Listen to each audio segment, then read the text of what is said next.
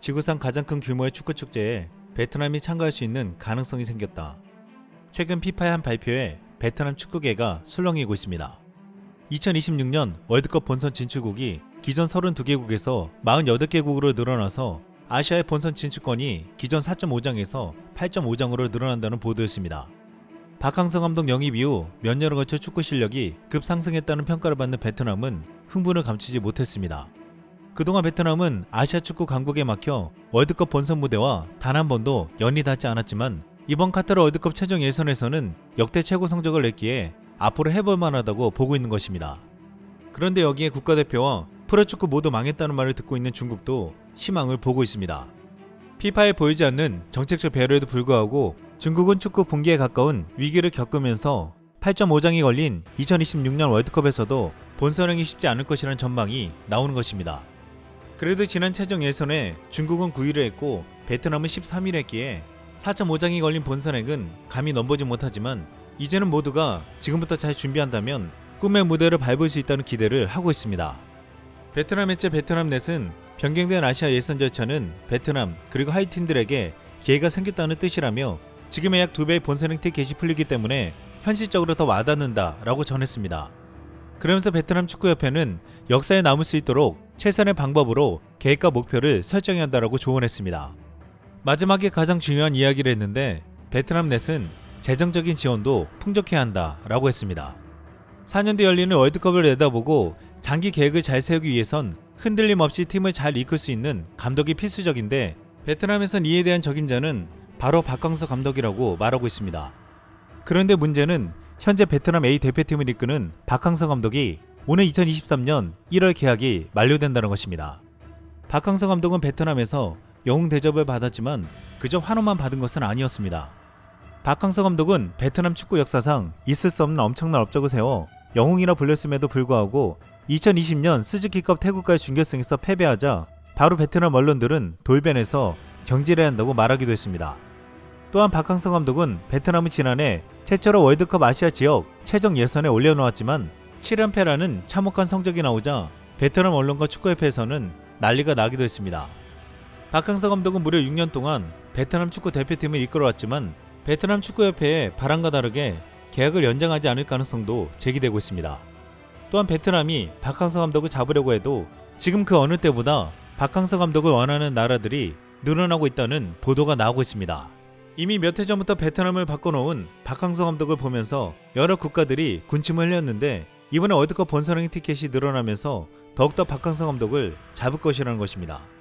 지난해 말레이시아가 스즈키컵에서 베트남의 0대3으로 완패하자 말레이시아 축구팬들은 한 목소리로 박항서 감독 같은 분을 찾아야 한다라고 외쳤고 아시아 지역 2차 예선에서 떨어진 인도에서는 거액의 연봉을 주고 있는 이고르 스티마스 감독을 자르고 박항서 감독을 데리고 와야 한다는 목소리가 커지기도 했습니다. 그리고 가장 큰 목소리를 냈던 곳은 중국입니다. 중국과 박항서 감독은 악연 같지만 묘한 인연을 가지고 있습니다.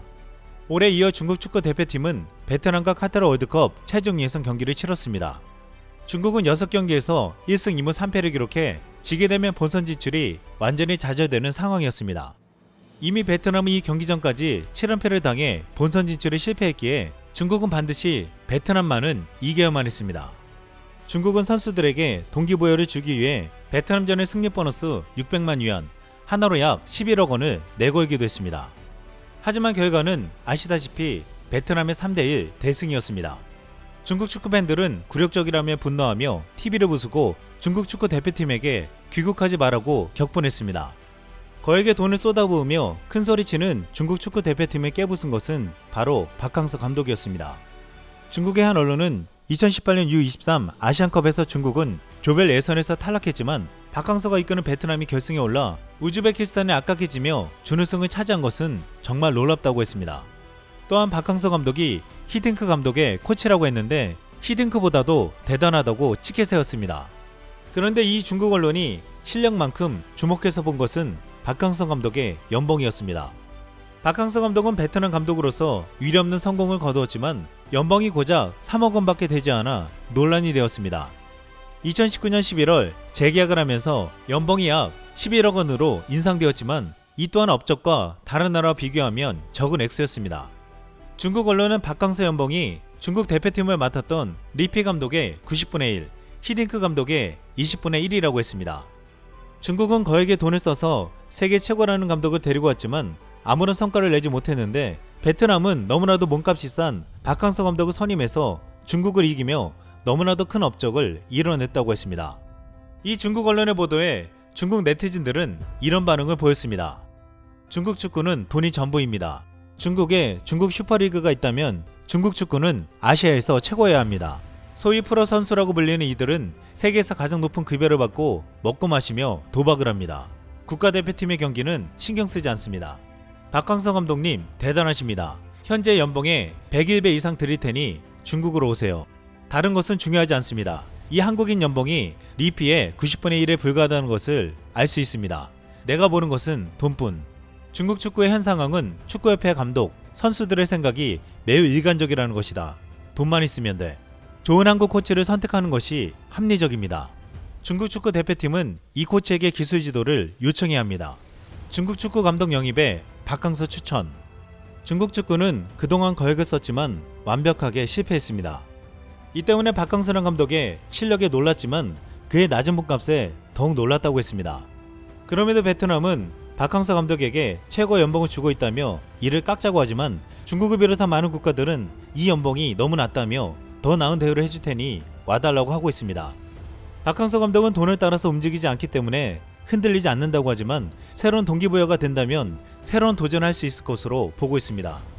지난 10일 한 베트남 언론의 보도는 중국인들에게 큰 주목을 받았습니다.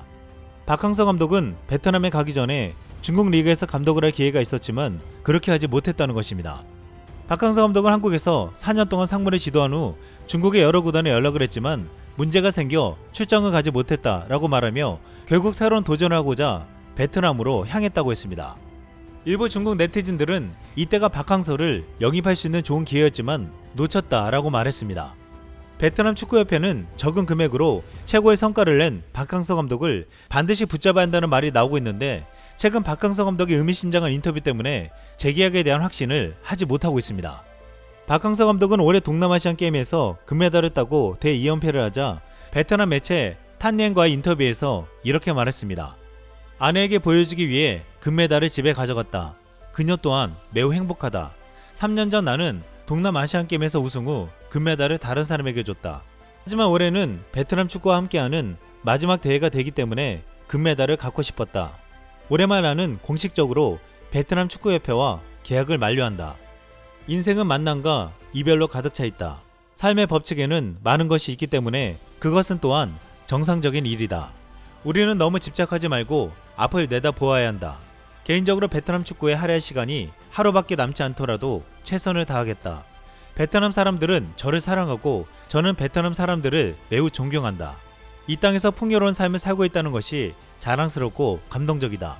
내가 베트남 축구에서 얻은 성공, 내 강점은 일부일 뿐이며 내 주변의 중요한 부분도 그 성공을 만드는 중요한 요소다. 한 국내 네티즌은 이 인터뷰를 듣고 베트남인들이 감동하며 아름다운 말 같지만 한 문장으로 정리하면 이것이라고 했습니다. 인생은 만남과 이별로 가득 차 있다. 이상 쓸망이었습니다.